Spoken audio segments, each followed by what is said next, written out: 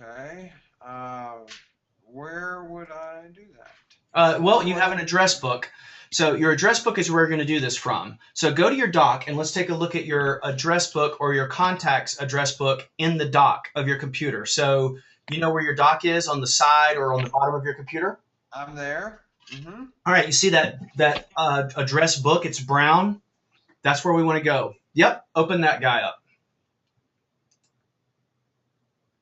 There it is. Okay, so now that you're here, you see on the left-hand side, you see it says eBay sales, family, friends, I sell, that kind of thing. This is where you're going to create a new group. And so we need to create ourselves a new group of people that you're going to mail out to, correct? Well, that's kind of where I am. When it blew up before, I've not been able to recreate. So walk me through this as you can. So Okay, under the word file, go to new group. No, I'm sorry. Let's get out of there. Okay, click on the contact. Click on the address book. I'm sorry. Click on the. I may have to. I'm sorry. We had to bring them in. It's starting to rain here. As I said. Okay. Now, with contacts being the foremost application, go to the word file in the menu bar at the top. You had clicked on Finder, and we don't want that. Now, you see it says new group. Select a new group. Now, call that whatever, cool people, or whatever you're going to email this to. Okay, now go to all contacts, very top, and now you're going to use the magic button command, and you're going to go through and you're going to start selecting the people by holding the command key down with your left hand. You're going to go click on one name and one name and one name, and you're going to keep dragging those into that group. After you've drugged... I'm with you now. Okay. Yeah. Now, after that group is created, then when you're ready to type a new email, you're going to go back to your email program. You're going to select new email, and instead of typing a person, you're going to type in the word group because that's what you named it. And then hit return. And all the people in that group called group who have email addresses will populate into that to field. All right, so now if I want, all right, let me try something different then. Hold on a minute. Now how do I eliminate this group? If I want to just do away with the email for group. Click off of it. Yeah. Click it now. Hit delete. Hit delete. Down. Oh, I don't see it down here. Hit the key delete. Hit the delete key. All right. Do you want to delete the group? Delete group? Yes. All right. Now that's gone. Now, when you're ready, you'll go to File, you'll go to File, New Group, and this time you'll call it something more relevant to this project that you're working on. All right. Let me try just to make sure I can do it. Me. All right. So then I go back to All Contacts, and so if I go to look up here, if I go Jay or Marguerite or whoever, let's go CCHF. And then you'll drag that one person in there. All right. Now, that person you just drug in does not have an email address. You have to drag in somebody that has an email address. Otherwise, you can't email somebody. All right, so that's selected. If I hit delete, it's gone. Okay. All right, so just pull in all the people that you want. Now, Scotty, I'm with you. So now if all right, let me try another one more time. Family. All right, I'm with you. All right, so if I go... stop, Jay, stop. Yeah. You are selected in the group family right now, so you're searching in the family group. You need to select all contacts, so you're searching in all contacts. Now, you're ready to search. Just do a quick test. All right, let me put my own email in here real quick. And music, no, that's not coming up either. What's your all right? Just type in Scotty. Scotty, I'm sure that I'm in there. Yeah. Okay, pull that person into, and you've not created a new group. I'm just gonna put you in family real quick. Okay, so then all right, how do you like that? So I go. All right, so now you'll type family, hit return, and all the people that are in the family group will populate there. One more thing on this, and this is for everybody that's listening. Whenever you send out an email to a large group of people, there's a couple of things to consider. First of all, it's rude, in my opinion. It's rude. Go back to that new email that you were sending out, Jay. It's gone. Did it go to you? Might have, but open up new message again while we're looking at your message here. Go to new message like you're going to type an email to me. Okay. Notice Jay's got to, and he's got CC, and he's got subject. Okay.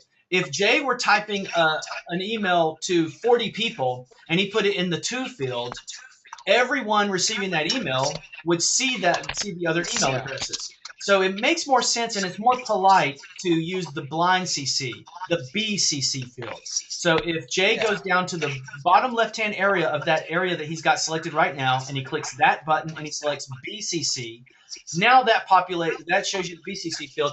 That's the appropriate place to send out a bulk email to people because that hides the email address to everybody. So like if I were going to send an email out like I did earlier tonight to all my clients, I don't want Berkeley to see Jay's email address necessarily because Berkeley might be a super secret CIA agent and she doesn't want people to know her email address. So it's the polite thing to do is to hide the email addresses from everybody. All right? Scotty, that was a big help, sir. All right, sorry for the delay. We're going to jump up to Berkeley now. Thanks, Berkeley, for hanging in. What have you got for us? All right, I'm off that now. Thank you. Great. Berkeley, what have you got? Okay, quick question for you. We just got Uverse, and so my question is: you had set up OpenDNS on our server on our router. Yes. But I'm not sure if that will work now because of the Uverse. It will work. I'm trying to think of if we need to make any changes to that. I don't think that we need to make any changes. So what Berkeley's talking about is a piece of software called OpenDNS that routes all the traffic coming from Berkeley's house, and it filters it so that Berkeley can't go to badplace.com. Berkeley has children. She doesn't want those children to see badplace.com. So what you should do, Berkeley, is one day when nobody's around is search for badplace.com. It's sex.com or porn.com. Search and see if it's blocked. If it's still blocked after you have already installed Uverse and AT&T, then you're good. But here's something to think about. This is what could have happened. AT&T could have come into your home. Let me tell you one thing real quick. Go ahead. I'm sorry.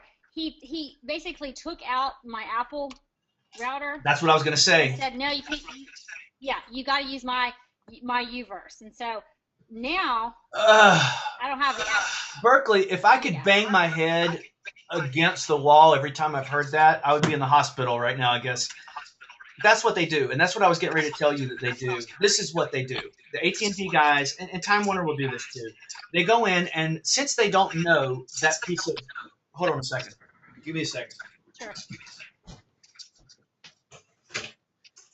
They see these pieces of equipment in people's homes, and they say, I don't know what this is. I don't know what this does. This won't work, and so they give you their piece of equipment. I'm going to jump up on the pedestal for a second. Their piece of equipment sucks. It's not good. This is a great router. Well, this is a time capsule. I hate time capsule, but so this is not what we're talking about right now. We're talking about Apple routers. Apple routers are good routers. The AT&T router that they put in is not as good a router as this. And I don't remember, Berkeley, of the layout of your home, but I'm assuming that you might have had an Apple router that was extended possibly by another Apple router if you are sitting on a large square footage. So what happened most likely was that when you switched to the AT&T Uverse, and AT&T Uverse is fine, they put in their own router and took out your routers. So the one AT&T router is now trying to broadcast out through your house, whereas you had your Apple routers that were sending out the signal and saturating the house in the past. What he said is not true. You can absolutely 100%, I see it and deal with it every day, you can have a different manufacturer's router pushing out the signal that AT&T is giving you. So he put in an AT&T Uverse router in your home, and he took that router out. What you could do, and I mean, I hate to try to create business for myself, but I could fix this for you. But if you wanted to, you could try this. You could try to take that Apple router, plug it back up, and run a line from the back of the AT&T router into the port in the Apple router that has a circle on it. That's the in port. So on your router, I'm assuming you have sort of a sandwich-shaped router like this. You'd run into that, and any other wire. Well, don't mess with the other wires going out of the AT&T router. Just run one line out of AT&T and into Apple router. Then you will have two Wi-Fi networks in your house, Berkeley. You will have AT&T wireless network and an Apple wireless network. So then what you do is you make sure all those other devices are plugged up. You might have devices, give me a second, that I carry one around with me. Patience for a moment, please. Give me a second, because this is important enough to talk about. I've got one here somewhere. Here we go. Berkeley may have one of these, an Airport Express. And that Airport Express and these guys work together. So if you had any of these repeaters, a new version or this old version, plug those back up and then test your wireless network and see if your AT&T network is better or your Apple network is better. Okay. At that point, see, if I put the OpenDNS settings, and this is getting a little complicated for the people still listening, but if I put those parental settings on the router, then when they took that router away, the parental controls went away.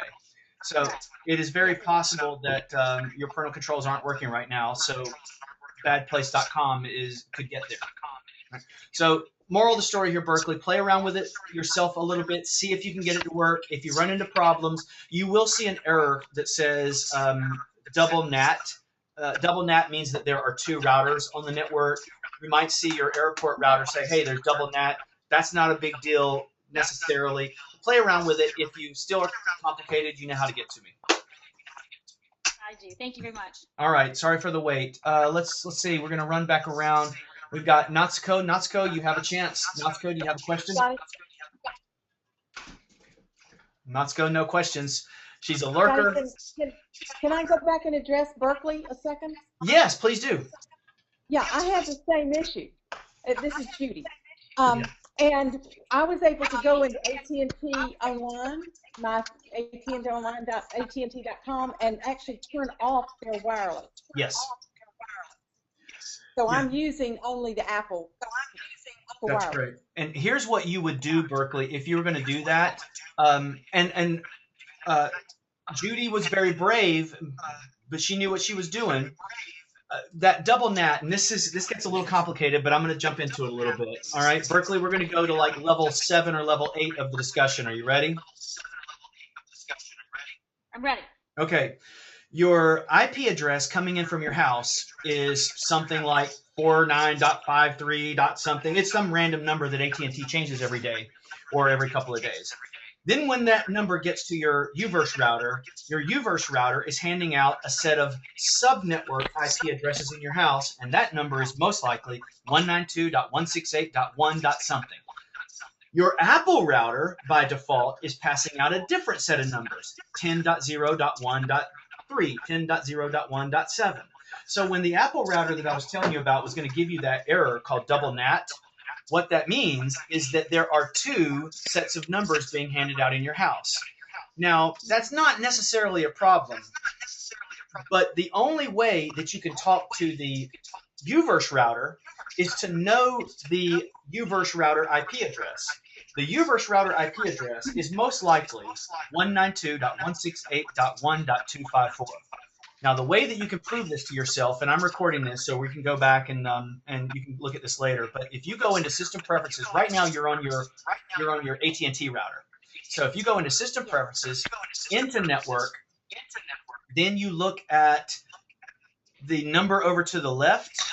It will say the name of your network. Let me see if I go to Advanced.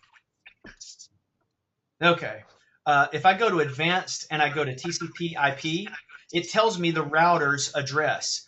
Okay, the address that my router's giving me is not my router's address. In my case, the router's giving me 10.0.1.13, but the router's address is 10.0.1.1. Now, in your case, it's probably going to be 192.168.1. something. Berkeley, let's jump over and look at it real quick. That's okay. All right, so I'm going to send a request. 192. It's 192.168.1.78. Oh, that's your router's number? No, it says that's Wi-Fi. Yeah. Go to advanced, Berkeley. Oh, yeah. Now go to TCP/IP. Yep. It's what would it be under? The IPv4? No. Advanced. The sub? TCP/IP. Look at the word router. Oh. Okay. FE80? No. 923E? Let me jump over and take a look at your screen. Is that okay? Sure. Hide the CIA documents. And we're going to look at your screen together. This is sort of geeky. This is a little high level for people listening, but it's interesting. Okay, there's your router right there. 192.168.1.254.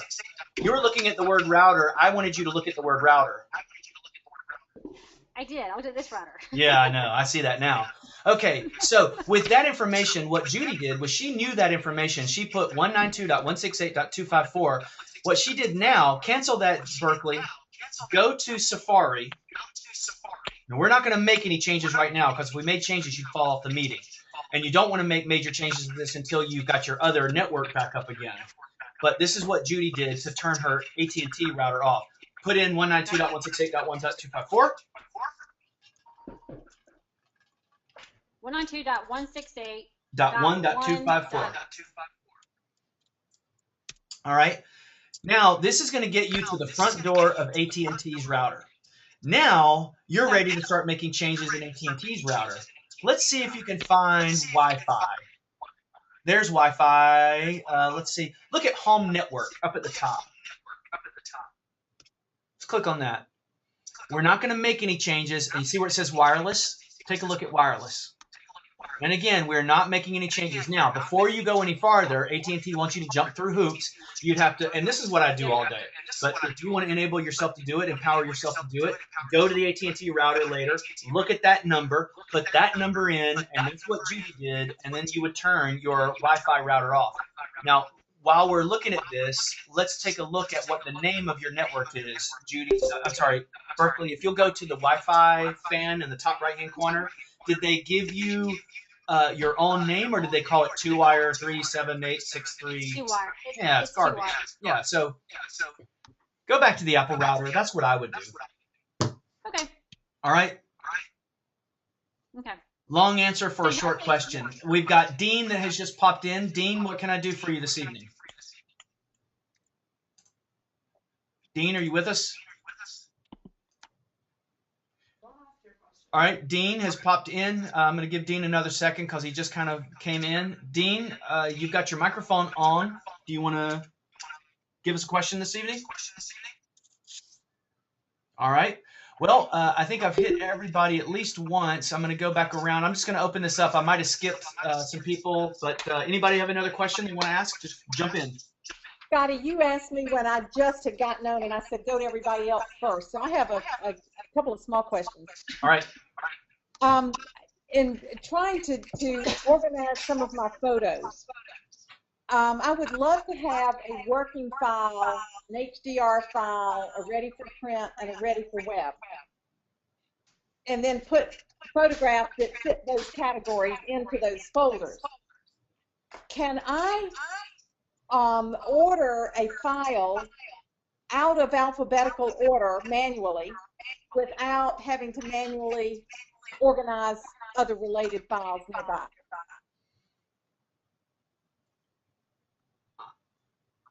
I'm going to ask you to ask your question one more time. That's a long question.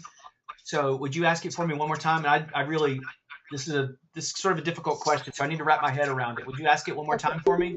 It's really simple. Okay. There are 4 folders that I want to use in my photographs. All right, pause. Pause. Are you in Aperture, Lightroom, or iPhoto? I am in Pictures under Finder. Oh, okay. Keep going. Okay. So the categories I want are working images, HDR images, ready for web images, and ready for print images. Okay. And I'd like them in that order, which is not alphabetical.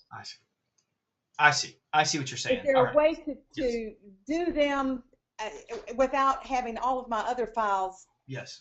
Yeah. Go helter skelter. Yeah, I thought you were asking me about that within one of those file programs. You're asking about within the Finder. So in order, really what you're coming down to is you want to be able to look at a folder, and you want the files or the folders that are within that folder to be organized the way that you want them, not necessarily alphabetical, not necessarily, right, not necessarily by date that they were added. So when you have a folder selected in the Finder, and maybe you're looking at my screen right now, you go up under the word View in the top, and you have the ability to arrange by, and then you can choose these different things: name, kind, date, last open, size, that kind of thing.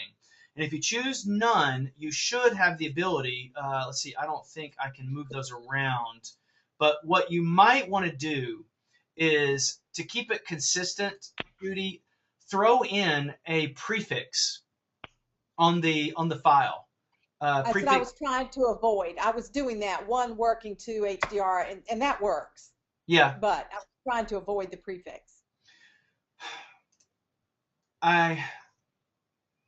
Well, all I can tell you, I know exactly what you want. All I can tell you to do, Judy, is once that folder is selected, go under View, play around with the different arrange bys, and see if you can choose None. Like, you might go Name and then go back to None and see if you can rearrange.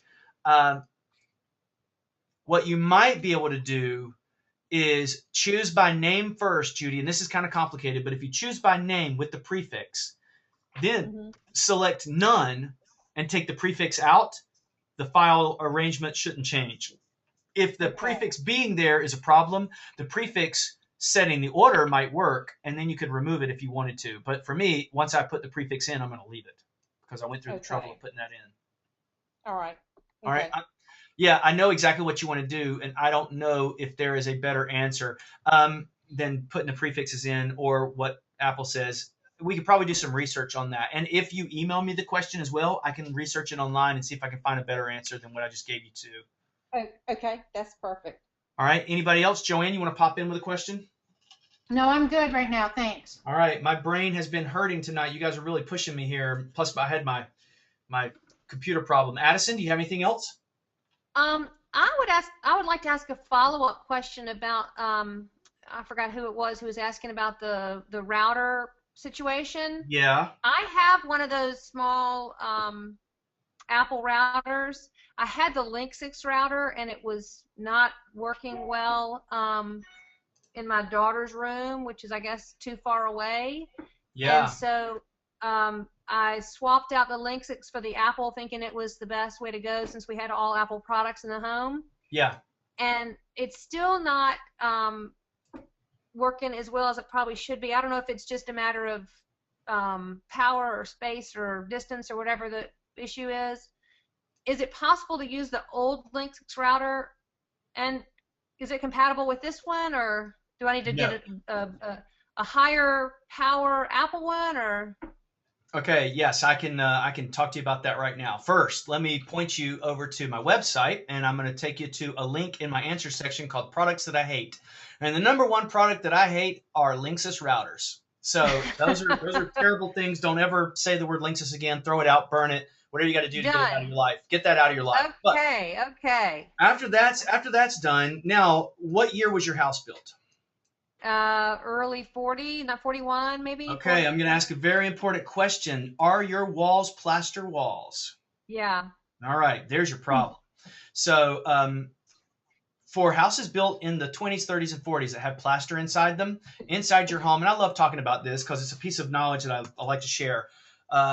Faraday, there is a scientist long ago that created something called a Faraday cage. He was Mr. Faraday. And Mr. Faraday here, if you look at this picture, he created this concept or this idea that if you take wire mesh actually helps prevent waves of radio waves, microwaves from penetrating.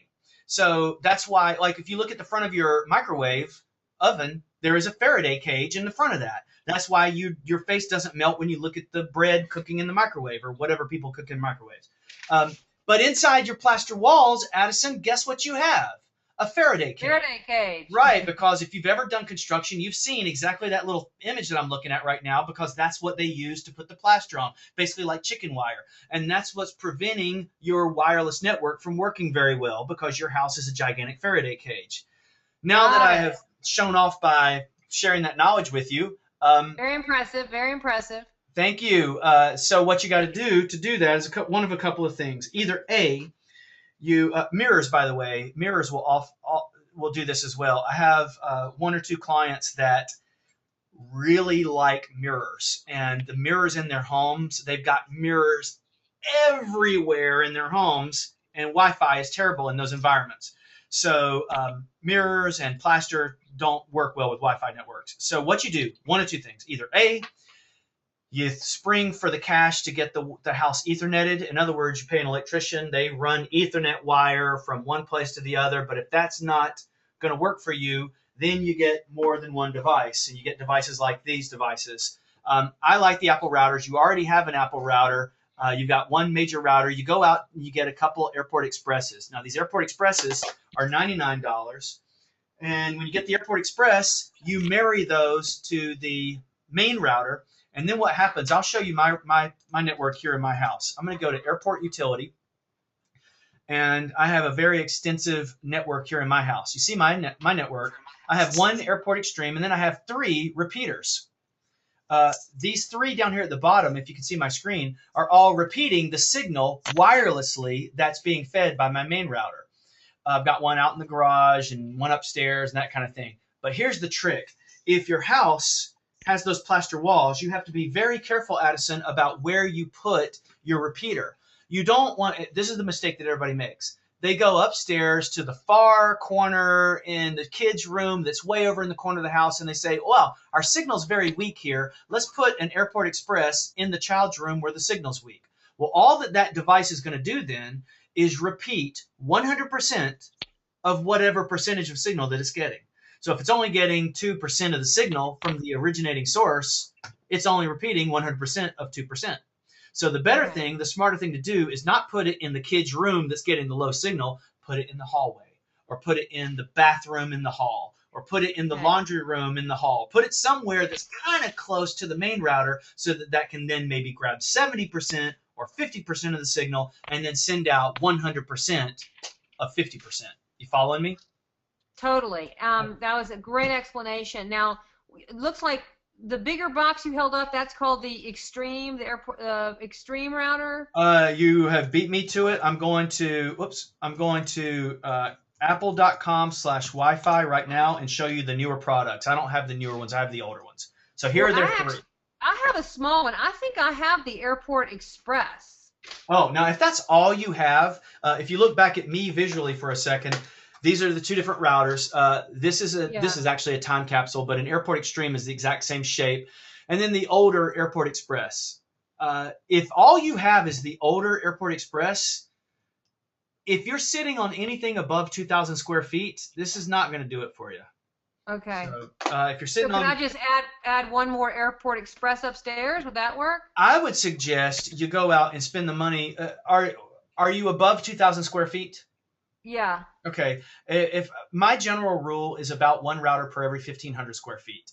So, think about your math on your house. I'm not going to ask you what your square footage is when we're in a public area, but think about that. The Airport Extreme, which is the new Airport Extreme, this guy right here, this guy rocks. I love this router. It's $179, which is very expensive for a router, but I like it. And then what you would do is make that your main router, and then take your smaller Airport Express that you're living off of right now and make that the repeater. Okay. All right? All right. Thank you so much. That was a great clarification. Good. Joanne jumped in. What did you have, Joanne? You know that I recently changed providers. Yes. Is there any way, if you come out here, can you re-hook up the router and the modem to where they were originally, which is not where the new people put them in? Okay, Joanne, I'm going to back up and ask you. Last time I was with you, your network was working well, but you took me into a room that you said they were probably going to be working and putting things into. Did they actually move your router into this other room? Yes, because I asked them to. Okay. All right. And so right now, Joanne, you are using you're using like a Netgear router, and I think I had sort of this discussion with you, Joanne, about the Linksys router. Remember, I had to use theirs. I had to use their DOCSIS 3 or whatever. Right. No, that's right. I don't know. Yeah, and that's fine. Now I don't know if we can actually move that router back into that room. We could try. We could try to. What I would suggest. See, I don't know how they have it wired. Okay, here's what I think they did, Joanne, and this is very specific to your issue here, but I'll try to answer it. You needed a phone line connected to that router. Is that correct? And that's why they wanted to put you wanted to put the router into that other room because there was a phone line there. Is that right? Honestly, Scotty, I don't remember. I was going to ask if you knew why I wanted to put it in there, because we had a phone line when we were with AT&T. I don't remember. When you told me that they were going to move that router into this other room, the junk room that you explained it as, something like that, I was thinking to myself, well, I wonder why she's doing that. Because, Joanne, you don't have the same problem that Addison have. Joanne's layout, it's a little bit more, it's a more modern house, and the layout, the build inside the house, and where Joanne had her router, the placement was really good. It was right in the heart of the house on the second floor, so it reached a really broad spectrum of the house. Joanne, when you moved that router from the middle of the house to the edge of the house, you didn't do yourself any favors. So personally, I would want the router more in the middle of the house. But here's the bottom line of it, Joanne. Are you noticing a little bit less performance now that the router is on the other end of the house? Yes. Oh, okay. Well, then we need to do something about it. I don't know why, Joanne, they moved the router to the other end of the house. I'm sure that there was a reason. Maybe. I think the reason was me. Well, then you shot yourself in the foot. Yeah, I don't honestly remember what the reason was. I was hoping you'd remember. No, I don't remember. But I have a feeling it might have had to do something with a phone line. Are you getting your phone through that company? For the people listening, Joanne recently switched from one service provider to a different service provider. And did you go from are you on AT&T now or Charter or what? No, I was, and then I had to go to MI Connection because they were the only one that services here. Okay, yeah, you're up in the Lake Norman area, so you're using MI Connection. And did MI Connection now start using, are you getting your home phone over MI Connection? Yes. That may be why they moved the router over there, because I think you had some phone line cables over in that room. But I have phone line cables right by the iMac where everything else was in the old days. All right. Well, I can't. I guess that's a question I can't answer over the. Okay, but my question is, would you be able to look at it? I can definitely look at it. I'm planning to be up in that area sailing, maybe Thursday or Friday. So if you schedule something on the Thursday or Friday, I can sail over to you, and I'd schedule maybe just an hour, because I'm planning on taking either Thursday or Friday off. But you know where I'll be, and so I can. All right. Well, why don't you schedule me since you're sailing? Okay, I'll tell you what I'll do. I'm looking at the weather to see what the weather's going to be like toward the end of the week. There's supposed to be good wind, but if it's crazy wind, I won't be there. But if it's good wind, I will be there. So, yeah, all right, I'll try to let you know. And if you haven't heard from me, just you know how to get in touch with me. Text me or something, all right? Okay, for everybody else, I'm going to get out of here. Sorry for the technical difficulties this evening. That's what happens when hard drives die. So if you have not backed up in a while, please back up. And I will see you guys maybe next week. Scotty? Yes, yes. Judy, one quick thing. Heartbleed. Is there anything for Apple, and you could put this online, you don't have to answer it now, that we should be doing for our computers unrelated to individual accounts we might have? Yeah, make sure that you're up to date to the latest version of the operating system, and that's really the only thing that you can do right now. So if you go to the Black Apple and look at About This Mac, and you look at your version and you're on 10.9.2, that's the best thing that you can do right now. If you want to feel a little bit better, you can go under the Black Apple and check for software updates, but you're not going to be able to fix that. Apple controls that, and the only way that you can protect yourself is to get what Apple provides, and that's through software updates. Okay, thanks. All right. Okay, guys, I'm out of here. I will see you guys. For those of you who are still listening, if you'd like, you can always go to my website and submit a review to me. I would appreciate that. That's under the reviews section, even if we've not worked together. Addison, I appreciate it. Otherwise, I will see you guys soon. Thank you so much. All right, bye.